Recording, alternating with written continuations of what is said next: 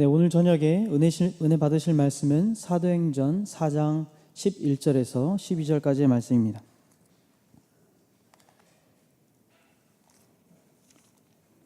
사도행전 4장 11절에서 12절까지의 말씀을 우리 함께 한 목소리로 읽도록 하겠습니다. 시작. 이 예수는 너희 건축자들의 버린 돌로서 집 모퉁이의 머릿돌이 되었느니라. 다른 이로서는 구원을 받을 수 없나니 천하 사람 중에 구원을 받을 만한 다른 이름을 우리에게 주신 일이 없음이라 하였더라. 아멘. 할렐루야. 네, 수요 저녁에 은혜 받으시러 오신 우리 성도님들에게 하나님의 평강과 기쁨이 넘치시기를 예수님의 이름으로 축복합니다. 우리는 지난 시간을 잠시 돌아보고자 합니다. 우리가 하이델베르그 요리문답을 계속해서 배우고 있는데 한번 돌아봤으면 좋겠습니다. 첫 번째, 제가 질문을 드리면은 여러분들이 한번 기억을 더듬어 가시면서 한번 답을 속으로 해주셨으면 좋겠습니다. 사나 죽으나 우리의 유일한 위로는 무엇입니까? 누구입니까? 소리 내셔도 좋을 것 같습니다.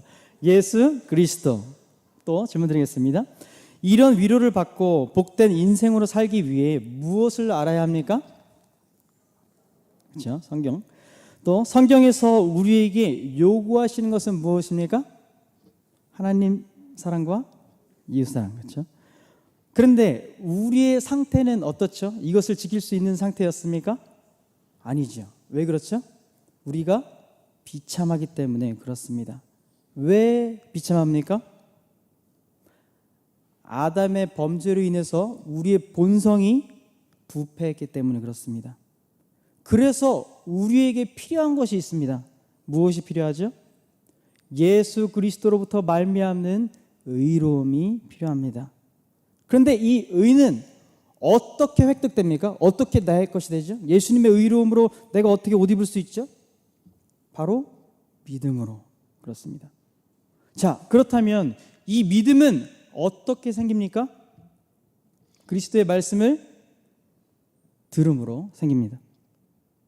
자, 그렇다면 이 성경의 지식을 통해서 우리가 믿음을 얻게 되는데 이 성경 지식을 잘 요약해 놓은 것이 있습니다. 그 요약해 놓은 것이 무엇이죠?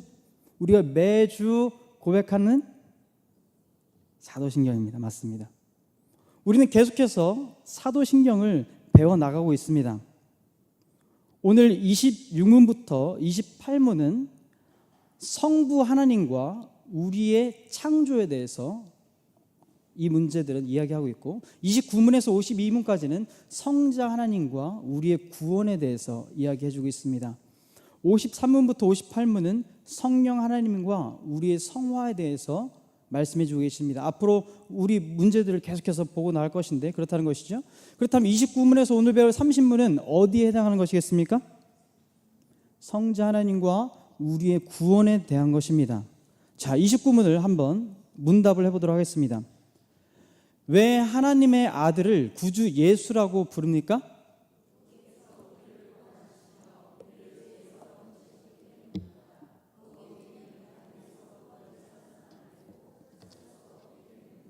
그렇습니다. 우리가 구원을 다른 말로 구조 또는 구제, 구출 여러 단어로 이렇게 유사한 말로 쓸 수 있습니다. 그렇다면 이 구원은 어디로부터의 구원이겠습니까? 어디로부터의 구원이겠습니까? 우리가 빚을 졌는데 우리가 빚을 좀 갚아주기 위한 재정난에서 좀 해결해 주는 구원이겠습니까? 아니면은 질병으로부터 우리를 건져주는 거겠습니까? 아니면 재난이나 전쟁으로부터 우리를 구원해 주는 그 구원이겠습니까? 어떤 구원을 이야기할까요? 말씀 한번 읽어보겠습니다. 시작. 아들 낳으리니 이름을 예수라 하라. 이는 그가 자기 백성을 그들의 죄에서 구원할 자이심이라 하니라. 아멘. 어디로부터 구원이죠? 죄로부터 구원입니다. 하나님 아들은 바로 우리를 죄로부터 구원해 주시기 위해서 오신 것입니다. 우리가 하나님의 아들을 예수라고 부르죠. 예수라고 부릅니다. 근데 그렇게 부르는 이유가 무엇이라고요? 21절 말씀해 보니까 뭐라고요? 하나님께서 아들을 예수라고 부르라고 하라고 하셨으니까 우리는 하나님의 아들을 예수라고 부릅니다. 그런데 여러분, 여기에 문제가 한 가지가 있습니다. 예수라는 이름은 이 예수님 시대 당시에 우리가 흔히 교과서에 나오는 철수, 영희와 같은 흔한 이름이었습니다. 예수라고 부르라고 하나님께서 하셨는데 철수, 영희와 같은 흔한 이름이었다고, 이스라엘 이 당시. 그럼 도대체 우리가 믿는 예수님은 그 많은 예수 중에서 어떤 예수겠습니까? 우리는 하나님의 아들인 예수 그리스도의 특징을 살펴볼 필요가 있습니다. 하나님 아들이신 예수님께서는 그가 태어나시기 전부터 왕으로서 백성들이 그 왕을 따를 것이다 라고 일컬음을 받는 사람이었습니다. 또 예수님께서 이 땅에 오셨을 때 내가 하는 말이 하나님의 말이다 라고 선지자와 같이 선포하시면서 다니셨습니다. 또 이렇게 말씀하셨습니다. 우리 말씀 읽어보겠습니다. 시작. 예수는 영원히 계심으로 그 제사장 직분도 갈리지 아니하느니라. 그러므로 자기를 힘입어 하나님께 나아가는 자들을 온전히 구원하실 수 있으니 이는 그가 항상 살아계셔서 그들을 위하여 간구하심이라. 아멘. 예수님께서는 스스로 제물이 되셔서 십자가에 달리심으로 자신이 제사장의 역할까지 감당하셨습니다. 여러분, 그리스도가 무슨 뜻이죠? 기름 부음 받은 자라는 뜻입니다. 구약시대 어떤 사람에게 기름을 부었습니까? 왕과 선지자와 제사장에게 기름을 부었죠. 예수님은 예수님이신데 여러 예수가 있는데 그 중에 우리가 믿는 예수님은 그리스도십니다. 할렐루야. 우리가 그분을 믿는 것이죠. 하나님께서 자신의 아들을 예수라고 부르셨을 뿐만 아니라 예수님께서 구원자의 역할인 왕과 선지자와 제사장의 역할을 완벽히 해내셨습니다. 그래서 우리는 예수님을 구원의 주, 예수 그리스도라고 부르는 것입니다.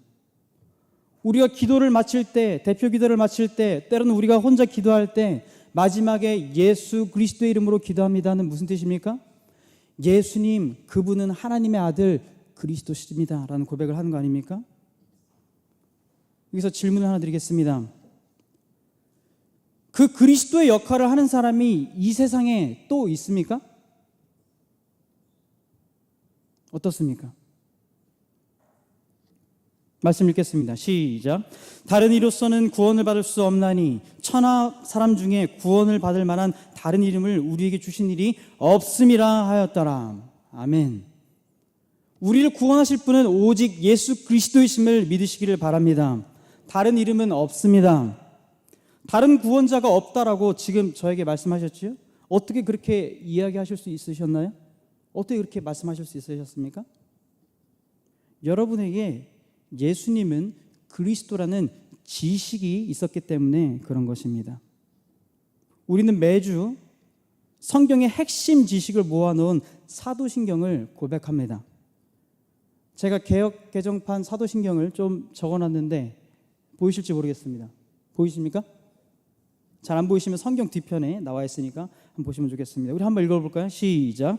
나는 전능하신 하나님 천지의 창조주를 믿습니다.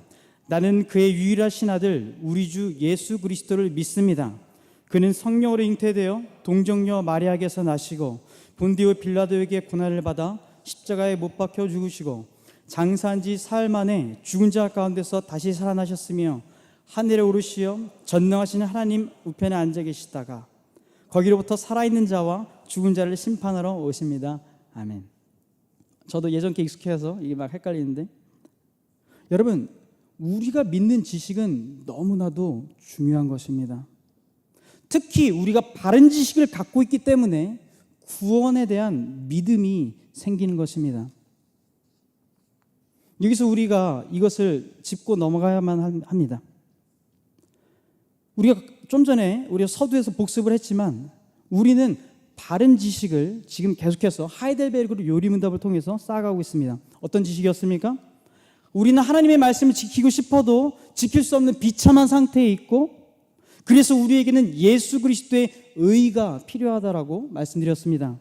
그 의는 믿음을 통해서 받게 된다고 우리가 배우고 있습니다. 그런데 그 믿음은 어떻게 형성이 될까요? 어떻게 그 믿음이 생기겠습니까? 좀 다르게 바꿔서 질문을 드리겠습니다. 여러분, 불이 있잖아요. fire. 불이 생기기 위해서 세 가지가 필요합니다. 우리 과학 시간을 열심히 하신 분들은 아실 텐데, 불이 붙기 위해서는 뭐가 필요하죠? 세 가지 요소. 연료와 산소와 온도가 필요합니다. 반드시 이 세 가지가 있어야 불이 붙죠. 그렇다면 불을 끄려면 어떻게 하면 되겠습니까? 저거 중에 하나를 없애면 되겠죠. 그렇죠? 산소를 없앤다거나 연료를 제거하면 될 것입니다. 자, 그러면은 조금 이번에는 사회 시간으로 넘어가 보겠습니다. 국가가 형성되기 위한 세 가지 요소는 무엇입니까? 국민과 영토와 주권. 다 아시죠? 자, 그러면은 우리나라가 국가가 아니었을 때가 있었습니다. 언제입니까? 우리가 일제시대, 일제강점기 때문에 우리나라의 주권을 빼앗겼을 때, 그때는 우리나라 국가였을까요? 국가라는 이름은 있었지만 주권을 빼앗겼기 때문에 국가로서의 역할을 감당하지 못했던 것이죠. 자, 그러면은 국력을 강화시키려면 어떻게 하면 되겠습니까? 영토를 넓힌다든가 주권을 더 강하게 한다든가 아이들을 많이 낳으면 되는 거 아니겠습니까? 바로 이것이 요소라는 것입니다. 국가의 요소, 불의 요소가 있습니다. 그런데 여러분, 믿음에도 요소가 있습니다. 한 가지라도 빠지면 믿음이 형성이 되지 않는 것이죠. 반드시 있어야 하는 세 가지 요소가 있습니다. 그 요소는 무엇인가? 따라봅시다. 지식, 동의, 신뢰. 그렇습니다. 이 세 가지가 반드시 있어야 우리에게 믿음이 형성되는 것입니다. 믿음이 생기려면 바른 지식이 있어야 하는 것이죠. 그래서 우리가 지금 이렇게 하이델베르그 요리문답을 배우고 있는 거 아닙니까? 그러면 믿음을 형성되지 않게 하려면 어떻게 하면 될까요? 어떤 사람에게 잘못된 지식을 주면 될 것입니다. 이단들이 그렇게 공격하는 거 아닙니까? 우리에게 계속 잘못된 지식을 공급해 주는 거 아닙니까? 근데 이런 잘못된 지식이 계속해서 공급되어 가고 있는 것이 우리가 한 가지 생각해 봐야 될 곳이 있습니다. 그곳이 어디냐면요, 우리가 오프라인에서 이렇게 지식을 쌓기도 하지만 온라인을 우리가 좀 생각해 봐야 될 필요가 있습니다. 여러분, 우리들의 친절한 이웃 어디입니까? 그렇습니다. 우리가 그걸 통해서 우리가 지식을 너무나도 많이 쌓고 있습니다. 그런데요, 제가 인터넷을 보니까 이런 것을 발견했습니다. 이단들이요, 질문을 자기네들이 올립니다. 그리고 이단들이 답을 달아요. 이단들이 답 올리고 이단들이 잘못된 답을 답니다. 계속해서 그릇된 성경 지식이 막 쌓여가고 있는 거예요. 그런데 우리 성도님들은 어떻게 해요? 목사님들한테 안 물어보고 지식인에 가서 물어봅니다. 그런 상황이 지금 우리에게 벌어지고 있는 것이죠. 그렇기 때문에 우리가 그릇된 지식을 계속 쌓는다면요, 우리에게 믿음이 그릇되게 형성될 수밖에 없다는 것을 말씀드리고 싶은 것입니다. 우리 목사님들에게 물어보시기 바랍니다. 궁금한 거 있으면 목사님들에게 여쭤보세요. 제가 강도사라서 이런 이야기를 하는 건 아닙니다. 목사님들에게 여쭤보세요. 많이 여쭤보세요. 우리 목사님들 다 가르쳐 주십니다. 그럼 한 가지 또 생각해 봐야 될 것이 있습니다. 우리 아이들이, 여러분의 자녀들이 신앙이 생기길 원하시죠? 믿음이 생기길 원하시죠? 아멘입니까? 그런데요, 주일에 예배 시간에 성경 지식이 막 선포되고 있는데 그 예배 시간에 빠지고 주일날 학원을 가라 그렇게 하는 것이 맞겠는가? 한번 생각해 보셔야 합니다. 분명히 우리 자녀가 믿음이 형성되길 원하는데, 하나님을 잘 믿었으면 좋겠는데 우리 자녀들을 보고 믿음이 형성되는 자리에 가지 말고 야, 괜찮으니까 학원에 가. 그게 바른 말이냐는 것이죠. 우리는 기도합니다. 우리 자녀들이 믿음이 생겼으면 좋겠습니다. 하나님, 기도는 하는데 자녀들 보고 다른 데 가라고 하는 것입니다. 여러분, 믿음이 형성되기 위해서는 지식과 동의가 신뢰가 있어야 되는데 지식을 여러분들이 빼앗아가고 있는 거 아닙니까? 우리 생각해 봐야 된다는 것이죠. 여러분, 올해가 종교개혁 500주년입니다. 거대한 적그리스도 세력인 로마 카톨릭이 성경의 지식을 자기네들 멋대로 성경보다 교황의 권위를 높여서 함부로 성경을 해석했던 그런 것에서부터 탈출했던 그것이 바로 500년이 되었습니다. 바로 지식의 개혁이 일어난 것이죠. 빈칸을 한번 채워보십시오. 이 종교개혁은요, 성경을 바르게 읽게 된 지식의 개혁이었습니다. 그리고 인쇄술의 발달로 많은 사람들이 동감하게 된 동의의 개혁이었고, 이에 목숨을 걸고 용감하게 따르겠다라고 하는 신뢰의 개혁이 바로 종교개혁인 것입니다. 여러분, 로마 가톨릭이 어떤 잘못된 지식을 갖고 있길래 이런 종교개혁이 일어났을까요? 왜 종교개혁이 일어났습니까? 30분입니다. 우리 함께 읽어보겠습니다. 제가 먼저 문하겠습니다. 자신의 구원과 행복을 성인이나 자신에게서 찾거나 혹은 다른 곳에서 찾는 자들은 예수님을 믿는 것입니까?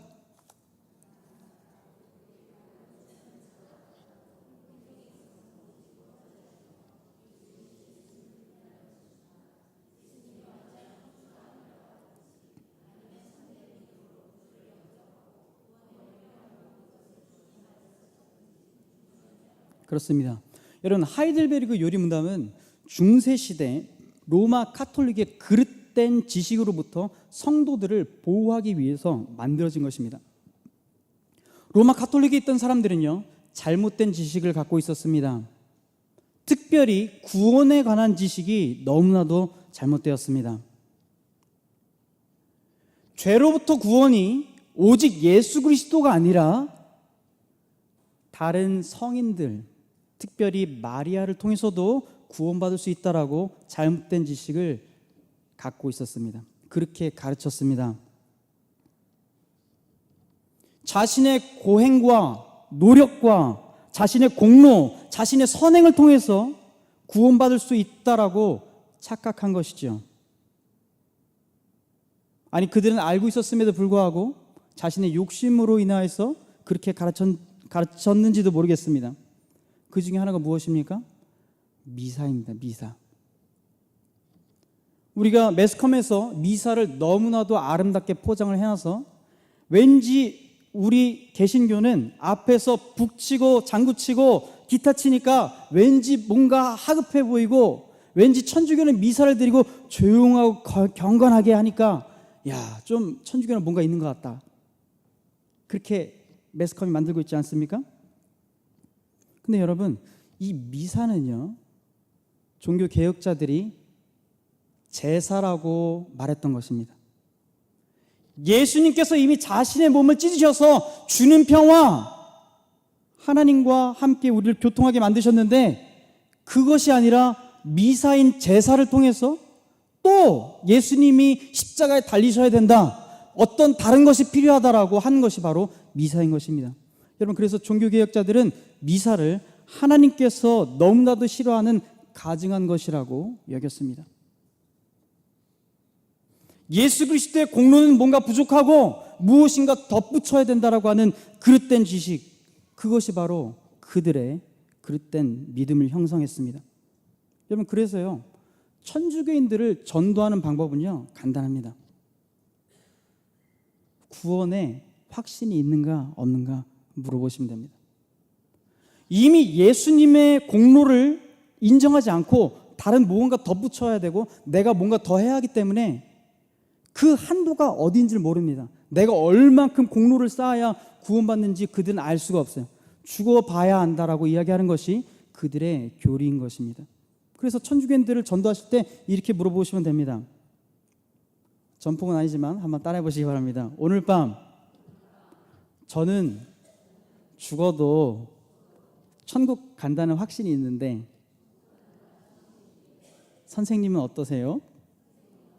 그렇게 물어볼 수 있는 것이, 구원에 관한 확신이 그들은 없기 때문에. 우리는 말씀을 통하여서 내 안에 역사하시는 성령님을 통하여서 구원의 확신을 갖고 사람인 줄 믿으시기를 바랍니다. 그들은요, 그리스도를 믿는다라고 고백은 하지만 실상 말뿐인 사람들인 것입니다. 그러니까요, 여러분, 지금의 천주교, 옛날의 로마 카톨릭, 이들은요, 다른 종교하고요 쿵짝이 잘 맞을 수밖에 없습니다. 구원받는 길은 여러 길이야. 산 정상에 올라가는데 이쪽 길로 가도 되고 저쪽 길로 가도 되고, 아니면 네가 신이 되면 되잖아. 얼마나 잘 맞습니까? 종교다원주의, 이게 포스트 모더니즘 아닙니까? 여러분, 우리는 어떤 구원을 얻는 지식을 갖고 있습니까? 아니다! 구원의 길은 오직 예수 그리스도뿐이다! 라고 하는 지식을 갖고 있는 것이 우린 줄 믿으시기를 바랍니다. 그러니까 우리는 다른 사람들에게 눈에 가신 것입니다. 아니, 좀 평화롭게, 좀 하나로 이렇게 하면 어떻냐? 우리는 아니라고 얘기하는 거예요. 성경이 그렇게 이야기하니까. 그러니까 우리는 그들에게 눈에 가신 것입니다. 말씀 읽겠습니다. 시작. 그때 사람들이 너희를 환난에 넘겨주겠으며 너희를 죽이리니 너희가 내 이름 때문에 모든 민족에게 미움을 받으리라. 아멘. 할렐루야. 여러분, 우리가 박해를 받을 것입니다. 왜 그렇습니까? 한 가지 이유입니다. 마지막까지 우리가 환난을 겪는 것은 잘 먹고 잘 산다고 박해받는 것이 아니라, 유명하다고, 이름이 높다고 박해받는 것이 아니라, 권력이 있다고 박해받는 것이 아니라, 예수님 이름 믿는 거 하나 때문에, 그 하나 때문에 박해받는 것입니다. 그래서 우리는 예수님을 믿지 못하게 하는 모든 것에 반대로만 하시면 됩니다. 여러분이 예수님 믿는다는 이유 하나 때문에 직장에서, 가정에서 고난을 받으십니까? 여러분의 상급이 클 것입니다. 제가 존경하는 목사님 중에 A.W. 토저라는 목사님이 계십니다. 그 목사님 이런 말씀 하셨어요. 성경으로부터 멀어지도록 하는 모든 것을 멀리하라. 바른 지식을 쌓게 하는 것에 방해되는 것은 다 멀리하라라고 말씀하셨습니다. 어떤 것이 도대체 바르게 믿는 것인가 하는 문제는 또 배워야 하는 문제지만, 우리가 예수님 때문에 고난을 받고 있다면 내가 잘하고 있구나 라고 생각하시면 되는 것입니다. 그런데 여러분, 이런 로마 카톨릭의 불신앙이요, 때로는 우리 가운데서도 불쑥불쑥 올라올 때가 있습니다. 그것은 무엇인가? 나의 상태에 따라서 나의 믿음이 있는 것 같기도 하고 없는 것 같기도 하고 여겨지는 것입니다. 내가 처한 환경과 내 기분이나 내 감정의 기복에 따라서 나의 소망이 있어지기도 하고 없어지기도 하는 것입니다. 바로 그것이 천주교가 이야기했던, 로마 카톨릭이 이야기했던 그것과 동일한 것입니다. 바로 내가 우상이 되는 것이죠. 여러분, 우리의 소망은요, 나의 상황과 나의 느낌과 나의 환경에 상관없이 오직 예수 그리스도 한 분 때문인 줄을 믿으시기를 바랍니다. 여러분, 지식이 그겁니다. 흔들리지 말아야 되는 지식, 그것입니다. 내 느낌과 감정과 나의 어떠한 환경에 상관없이 예수님을 바라보는 것, 그것이 바로 바른 지식인 것입니다. 그것이 바로 믿음인 것이죠. 예수님에 대한 지식이 부족해서 믿음이 형성되지 않았던 제자들에게 예수님께서 친히 몸으로 부활의 지식을 전달해 주시면서 이렇게 말씀하셨습니다. 우리 말씀 읽겠습니다. 시작. 예수께서 대답하시되 이제는 너희가 믿느냐? 보라, 너희가 다 각각 제 곳으로 흩어지고 나를 혼자 둘 때가 오나니 벌써 왔도다. 그러나 내가 혼자 있는 것이 아니라 아버지께서 나와 함께 계시느니라. 이것을 너에게 이르는 것은 너희로 내 안에서 평안을 누리게 하려 함이라. 세상에서는 너희가 환난을 당하나 담대하라. 내가 세상을 이기었노라. 아멘. 예수님께서 세상을 이기신 줄 믿으시기를 바랍니다. 소망을 나에게 두지 말고 우리 구주 예수 그리스도에게 두시기를 우리 주님의 이름으로 축복합니다. 우리 PPT 하나를 보고 우리 마치도록 하겠습니다. 스펄전 목사님께서 믿음에 대한 정의를 이렇게 잘해주셨습니다. 한번 읽어볼까요? 시작. 믿음은 내 안에 있는 모든 것이 진동하고 흔들릴 때에도 변함없으신 하나님을 신뢰하는 것이다. 아멘. 거기 하는이 좀 빠졌는데 하는도 적어놓으시면 좋을 것 같습니다. 믿음이란 그런 것입니다. 내 안에 모든 것이 정말 허리케인 태풍같이 소용돌이 치고 번개가 치고 소리가 나고 굉음을 낼 때조차도 그때조차도 예수 그리스도 한 분만을 바라보는 것, 그것이 바로 믿음인 것입니다. 그런 은혜가 있기를 예수님의 이름으로 축복합니다. 기도하겠습니다.